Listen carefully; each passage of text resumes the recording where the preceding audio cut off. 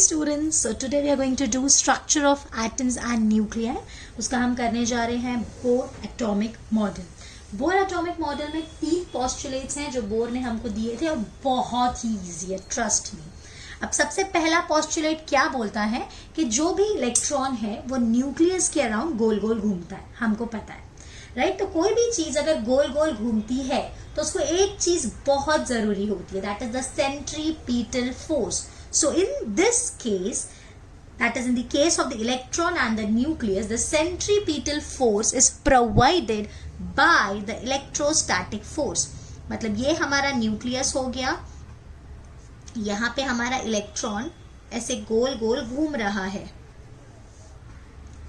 Right. तो ये जब गोल गोल घूमता है तो इसको क्या जरूरत पड़ती है, सेंट्रीपीटल फोर्स की. आपको डायग्राम ड्रॉ करने की जरूरत नहीं है.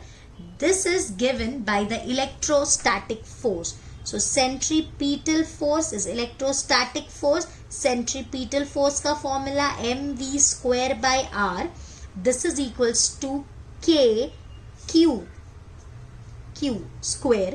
So that is ke into ze by r square. E is the charge of the electron and ze is the charge of the positive protons inside the nucleus.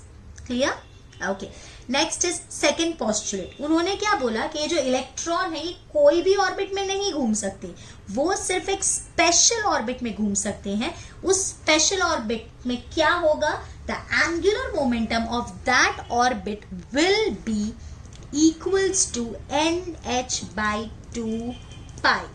The radius of an electron can only take certain fixed values, यानी उनके जो radius है वो कोई fixed values ही ले सकता है, such that the angular momentum of the electron in these orbit, इस ऑर्बिट में उनका जो एंगुलर मोमेंटम होगा वो होगा integral multiple of h by 2 pi, where h is the Planck's constant.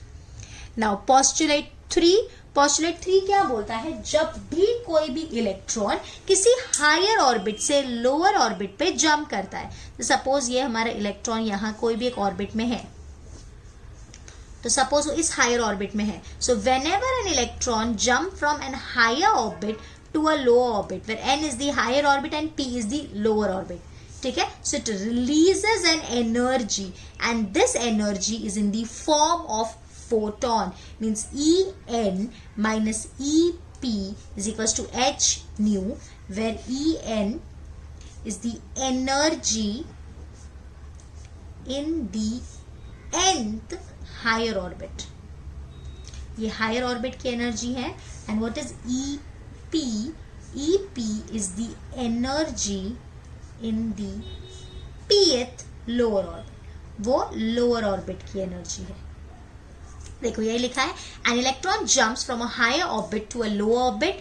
In doing so, it emits a photon of energy equal to the difference in its energies in the two orbit. मतलब इन दोनों orbit के बीच का जो difference होगा energy का वो बाहर release करता है.